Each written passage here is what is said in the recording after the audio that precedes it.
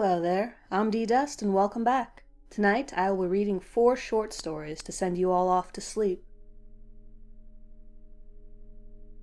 Coexistence by Sean Cognition CP. The mind, the hollow void of your skull and electricity that keeps you alive, based on ever-changing but firm instincts. The very mass that is you, your consciousness, all in one small, fragile pack of tissue. But as we know, electricity can be manipulated. You can be manipulated. Everything you know, say, think, and do is all electricity. Like an overgrowing photography collection, everything passes through the brain to be confirmed and then remembered. As an old saying goes, you forget 1,000 things every day. So if the brain was such a good firewall, why would you still see shapes in the middle of the night? Eerie noises haunting you, only to be confirmed as something else. Well, it is simple. Why are humans afraid of snakes, storms, and war? We learned our lesson. We found that these things kill us, and we should stay far away from any source of these events. So as for these shapes, we learned our lesson. We found that these things can also kill us, just as the previous threats. What phobia is pulling the threads, telling your brain to be wary of something you are told you are making up? All the studies, all the facts, and yet you still fear your midnight hallucinations. It is less simple than many would like to prove, but can be summed up with one word: coexistence. Just because humans forgot these beings exist, does not mean they have not slaughtered us in the past, and they certainly have not gone away. These stealthy beasts have taken kids who were declared missing. They look like anything they can copy. That is why human shapes and beast-like shapes both appear. You forget 1,000 things every day. Don't forget again.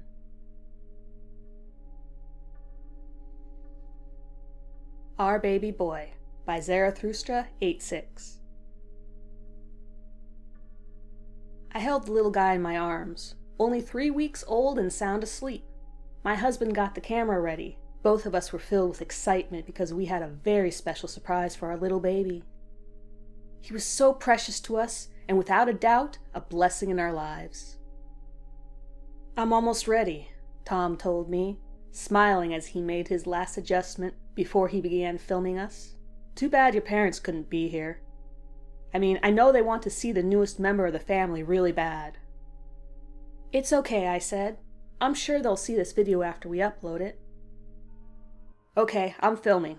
Show 'em the surprise," he said happily. I gently put down the boy, who slowly woke up. He looked around the large glass tank he was now in. The heat lamp shined brightly in the infant's face, and it began to annoyingly cry. "Still not as bad as his mom's whining when I took him," Tom muttered. I just kept watching the tank. My baby flicked his cute little tongue and began to slither to the boy we had gotten for him. The child began to give an ear-piercing scream as my baby stared at him, preparing to strike. Tom zoomed in with the camera, making sure he would not miss his first meal.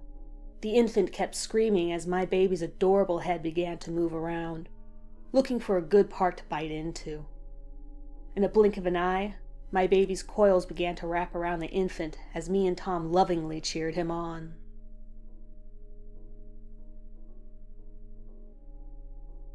Little Carver by Umbrella. As a child, my favorite part of Halloween was the pumpkin carving. At first, my brother and I would just watch our dad do it, since we were too young to play with knives, but as we got a little older we were allowed to make our own. I was much better at it than my brother, but he didn't seem to mind. He wasn't into the artistry of it as much as I was. I loved it so much that our dad would take me back to the pumpkin fields every few days so I could continue creating my masterpieces. Everyone loved my pumpkins. The neighbors would always say how talented I was to craft such expressive faces. My dad started calling me his little Carver. I even started carving pumpkins for people in the neighborhood. Pretty soon everyone had one of my famous pumpkins on their front stoop. I remember my dad bragging to one of the neighbors that I could probably carve a pumpkin in my sleep. The Halloween after I turned 12, I got the most candy of any previous year. People gave me extra as a way of saying thank you for the pumpkins. There was so much that I gave some to my brother, which I normally wouldn't do. He gave me a big hug and said he loved me, so I smacked him and called him an idiot. We ate so much candy that we went to bed with stomach aches. That night, I had a dream that I went to the pumpkin fields alone. It was dark, and all I could see in every direction were pumpkins of all shapes and sizes. I strolled the rows, searching for the perfect one. A voice from behind me said, "Pick me!" So I turned around to see a huge, magnificent pumpkin. It was almost as big as I was and looked ripe for the carving. A knife appeared in my hand and I went to work, stabbing and slicing as inspiration took over. When I was finished, it was the greatest creation of my young life. Brimming with pride, I took a step back and admired my achievement with a satisfied smile. The next morning, they rushed my brother to the hospital, but it was too late.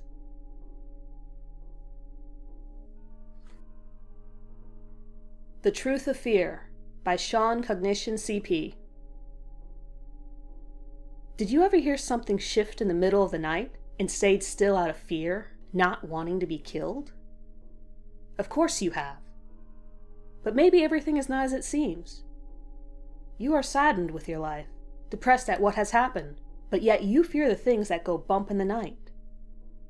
How can someone with no fear of death fear these creatures? Are they that bad? Well, you see, it's all hot-wired into your brain. The fear of the unknown takes over your body. Since you do not want to die, your body protects itself with instincts. Well, maybe we were taught wrong about these things.